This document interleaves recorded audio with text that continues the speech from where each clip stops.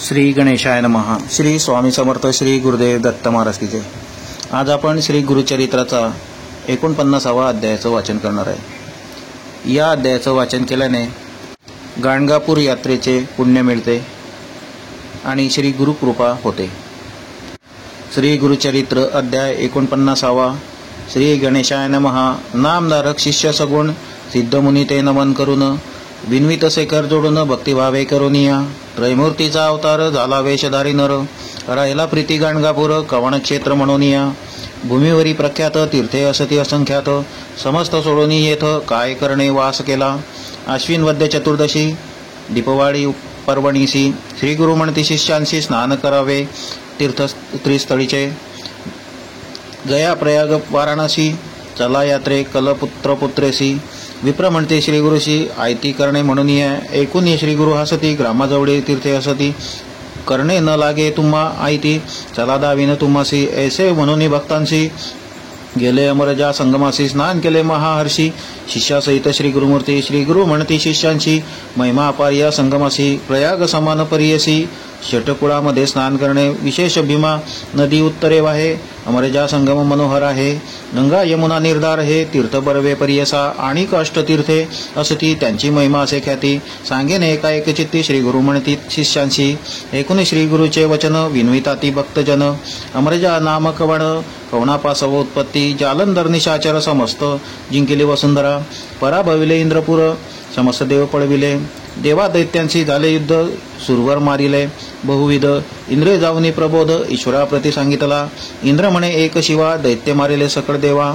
शीघ्र प्रतिकार करावा म्हणून चरणी लागला. आम्ही मारितो दैत्यांची रक्त पडे भूमीसी. अधिक निज जाती निपजती भूमीवरी स्वर्ग मृत्यू पातळ. सर्व भरले दैत्यकुळ मारिले आमुचे दैत्य देव सगळं. म्हणून आलो तुझपाशी ऐसे वचन ऐकून. ईश्वर प्रज्वळला मनी निघाला रौद्र होऊनी. दैत्य निर्दाळन करावया इंद्र विनवी ईश्वरासी. स्वामी माराला दैत्यांची जीवन आणावया देवांशी. उपाय काही करावा संतोषोनी. गिरिजारमण अमृत वचन उच्चारून. घट दिला तत्क्षण संजीवनी उदक देखा. उदक घेऊन इंद्रराव त्वरित जात असे स्वभाव. चिंपून या समस्त देव उठविले तैवेळी. उरले अमृत घटी होते घेऊन जाता अमरनाथे. पडले भूमी अवचित्ते प्रवाह झाला क्षितीवरी. संजीवनी नामे नदी उद्भवली भूमी प्रसिद्धी. अमरजा नाम याची विधी प्रख्यात झाली अवधारा. अमृत नदी नाम येसी संगम झाला भीम प्रथेसी. तीर्थ झाले प्रयाग सरशी त्रिवेणीचा संगम. ऐसा संगम महिमा देख पुढे तीर्थ असे अतिविशेखा. दिसे अश्वत्य सन्मुखा मनोरथ तीर्थ असे. त्या तीर्थी स्नान केले मनोरथ पाविजे काम्या. कल्पवृक्षस्थान अनुपम्य कल्पिले फळ पाविजे. कल्पवृक्षा ते पूजोनी जावे मग शंकर भुवनी. संगमेश्वर असे त्रिनयनी पूजा करावी मनोभावे. नंदिकेश्वर नमोनी नमन करावे चंडीस्थानी. पुन्हा नंदी सव्य करोनी जावे मग सोमसूत्रासी. सवेची परतोनी वृषवासी नमुनी जावे चंडीपाशी. पुढे जावे सोमसूत्रासी येणे विधी प्रदक्षिणा. ऐसी प्रदक्षिणा देखा 3 वेळा करून एका. वृषभ स्थानासी येऊनी निका अवलोकावे श्री शिवासी. वाम हस्ती वृषण धरोनी तर्जनी अंगुष्ठा शिंगी ठेवोनी. पूजा पाहावी दोन्ही नयनी इंद्रा समान होय नर. पुढे तीर्थ वाराणसी अर्धकोश असे परियसी. ग्राम असे नागेशी तेथेनी उद्भव असे जाणा. त्याचे असे आख्यान कथा नव्हे प्रत्यक्ष जाण. होता एक ब्राह्मण भारद्वाज गोत्राचा. विरक्त असे ईश्वर भक्त सर्व संग त्याग करीत. आपण असे अनुष्ठानित सदा ध्याय श्री शिवासी. प्रसन्न झाला चंद्रमौळी सदा दिसे दृष्टीजवळी. विप्र आल्हादे सर्व काळी देह विसरोनी हिंडत असे. लोक म्हणती पिसा त्यासी निंदा करीती भोवसी. दोघे बंधू असती तयासी नामे त्यांची अवधारा. एकाचे नाम असे ईश्वर दुसरा नामे पांडुरंगेश्वर. बंधू ते केला अवेर आपण निघालो काशीशी. ब्रह्मज्ञानी द्विजनिका पिसा म्हणती मूर्ख लोक.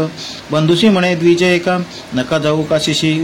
विश्वेश्वर असे मजजवळी दाखवीन तुम्हा ते तात्काळी. आश्चर्य करती लोक सगळी दाखवी म्हणती बंधुजन. इतके अवसरी विप्र गंगा स्नान करी. ध्यानस्थ होता साक्षात्कारी. ईश्वर आला तयाजवळी विनीत असे शिवासी. आम्हा पाहिजे नित्यकाशी दर्शन व्हावी विश्वेश्वरासी. म्हणून चरणी लागला ईश्वर बोळा चक्रवर्ती. प्रसन्न झाला अतिप्रीती दिशे काशी क्षेत्र निश्चिती. मणिकर्णिका कुंड झाले संगम झाला नदी भीमा. तीर्थ काशी अतिउत्तमा आचार करीती मनोधर्मा. बंधू ज्ञाती ज्ञानी म्हणती मग श्री गुरु म्हणती भक्तजनांशी.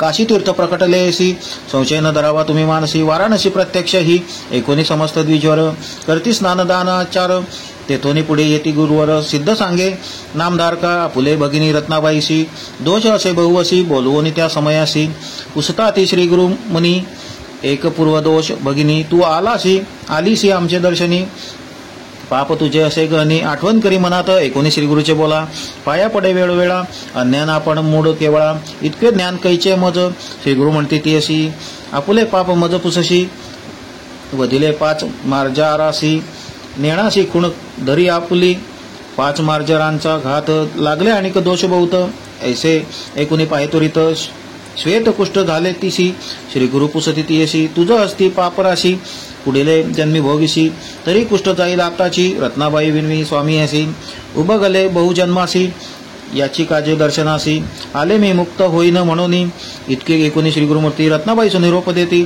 पापविनाशी जाय त्वरित स्नान मात्रे जाईल कुष्ठ नित्य करी व येथे स्नान सप्तजन्मीचे पाप बघन संदेह न धरी तो व अनुमान म्हणून सांगते श्री गुरु सिद्ध म्हणे नामधारकाशी आम्ही देखील दृष्टीशी स्नान करिता त्रिरात्रीशी कुष्ठ तिचे परिहारिले पुढे कोटी तीर्थ देखा श्री गुरु दाविती सकळिका स्नान मात्रे होय निका याचे आख्यान बहु असे सोम सूर्य ग्रहणेसी अथवा संक्रांती पर्वणीसी अमावस्या पौर्णिमा प्रतिपदेशी स्नान तेथे करावे पुढे तीर्थ रुद्रपाद कथा असे अतिविनोद गया तीर्थ समप्रद तीर्थ असे अवधारा पुढे असे चक्रतीर्थ अतिविशेष पवित्र केशवदेव सनिध तत्र पुण्यराशी स्थान असे तया तीर्थी स्नान करिता पतित होती ज्ञानवंता अस्ति होती चक्रांकिता द्वारावती समान देखा ग्राम पूर्व भागेसी कल्लेश्वर देव परियेसी जैसे गोकर्ण महाबळेसी समस्त समान क्षेत्र परियेसा अखंड श्रावण मासी अभिषेक करावा देवासी दीपाराधन कार्तिक मासी अनंत पुण्य अवधारा म्हणती समस्त भक्तजन नेणो तीर्थाचे महिमान स्वामी निरोपिले कृपेने पुनीत केले आम्हासी अष्टतीर्थे निरोपोन श्री गुरु आले मठस्थान समाराधना करीती भक्तजन महानंद प्रवर्तला इति श्री गुरुचरित्रामृते परमकथा कल्पतरो श्री नृसिंह सरस्वतुपाख्याने सिद्ध नामधारक संवादे अमरजा संगमे गंधर्वपूर तीर्थमहिमा निरूपणम नाम 49तमोऽध्याय। श्री गुरुदत्तात्रेयार्पणमस्तु। श्री गुरुदेव दत्त।